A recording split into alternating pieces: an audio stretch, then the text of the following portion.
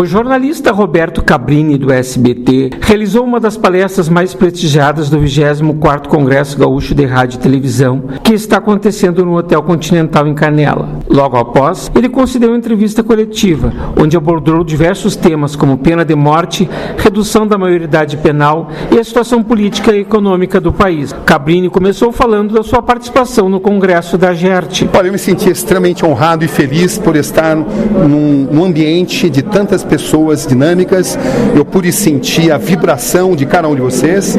Eu comecei numa pequena rádio e toda essa inquietação que foi produzida em mim ao longo da carreira, ela tem como origem o meu início numa rádio, porque a rádio traz todo aquele maravilhoso mundo da imagem que você leva para as pessoas, para que elas possam formar a imagem daquilo que está acontecendo, o dinamismo, a sintonia com as comunidades. Tudo isso eu trago nos tempos de rádio. Foi apenas um ano de rádio no interior, mas esse ano de rádio no interior foi tão rico que eu tive isso influenciado em toda a minha carreira e pude ser repórter da Rede Globo Televisão, repórter nacional, com apenas 17 anos.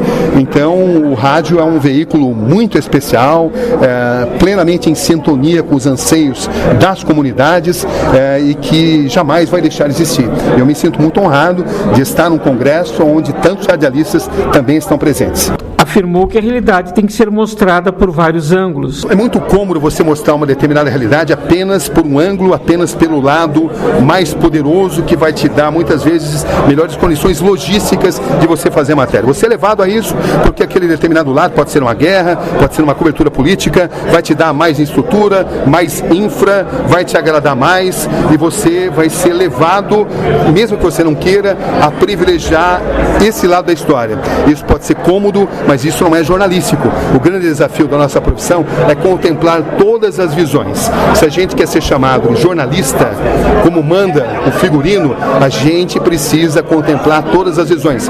O público espera da nossa ação esse tipo de postura, esse tipo de comportamento.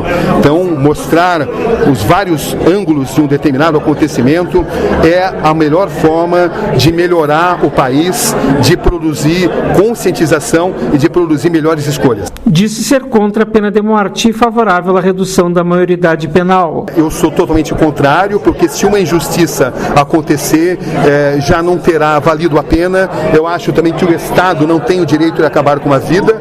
É uma questão, mesmo para crimes hediondos, eu acho que quando você tira a vida de uma pessoa, você se nivela a ela. Claro, por razões diferentes, você está pretensamente vingando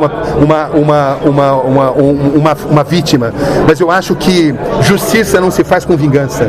Justiça se faz com presídios mais humanos.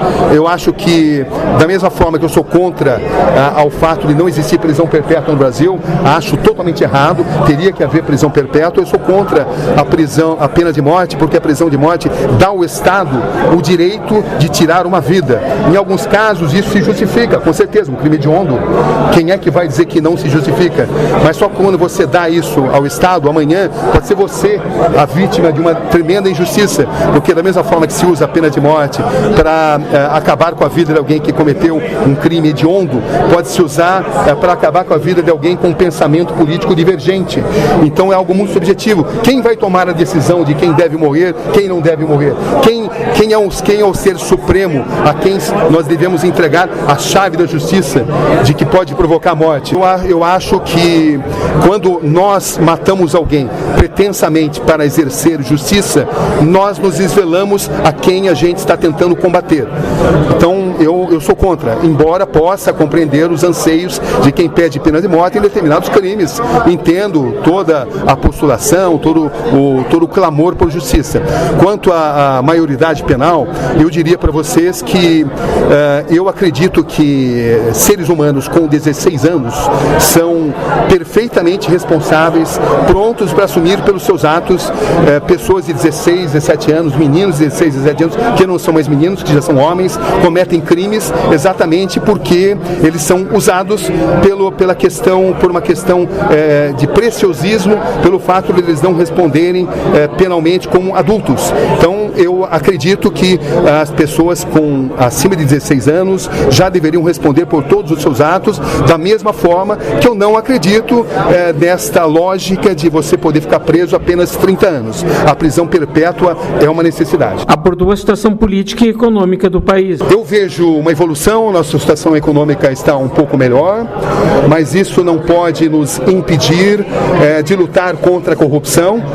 Uma decisão sábia no setor econômico não pode servir para justificar a corrupção. Pessoas não podem receber pedidos para que fechem os olhos para determinados atos de desonestidade, porque elas produziram atos políticos, atos econômicos melhores. De fato, existem indícios positivos na nossa economia, e isso é muito bom. Eu acho que nada derruba mais um presidente da República do que a economia. Se você for analisar a rigor, a presidente Dilma Rousseff, que cometeu muitos erros, mas a rigor, ela foi deposta do poder por uma questão contábil, se compararmos os atos do presidente Lula, que foram extremamente mais graves. No entanto, a economia ia bem. O que costuma derrubar um líder costuma ser o fator econômico, o que é um erro, porque nós temos um compromisso cultural com o combate à corrupção, que desvia todos os anos 200 bilhões dos cofres públicos em um país carente de educação, carente de transporte, carente de saúde. Nós precisamos mudar isso culturalmente, mas do ponto de vista econômico eu vejo evolução, e há previsões dos especialistas que a partir do segundo semestre de 2018 a evolução se acentue. Nós estamos, na verdade, pagando por erros cometidos anos a fio, onde o país praticamente ignorou a globalização em detrimento de um protecionismo que nos levou a um atraso secular. Nós precisamos de discussões, nós precisamos promover emprego no Brasil, da mesma forma que a gente precisa combater a corrupção. O que a gente não precisa é demagogia, a gente precisa de conscientização, democratização e uma meritocracia, que tem elementos que têm sido desprezados da vida pública brasileira. Quais os principais desafios do jornalismo investigativo? Eu costumo dizer que denunciados não mandam flores. O grande desafio do jornalismo investigativo é vencer adversários, vencer inimigos que vão testar até a última instância a sua capacidade, o seu comprometimento para com a profissão. É muito assim nobre você exercer jornalismo investigativo, mas quando chegam as ameaças, poucos decidem continuar. E o Brasil precisa, de fato, de um jornalismo investigativo, porque só com o jornalismo investigativo a gente vai ter um jornalismo, de fato, mais democrático, e o Brasil vai ser mais democrático. Quando eu vejo a forma com a qual o nosso jornalismo tem sido feito, eu vejo uma evolução. Pode-se medir o grau de democratização de uma sociedade pelo grau de jornalismo investigativo que essa sociedade possui. Estamos no ponto que desejamos estar? Não estamos. Estamos ainda longe disso. Mas eu vejo uma evolução. E essa evolução não pode parar. Essa evolução não é apenas feita por alguns poucos indivíduos.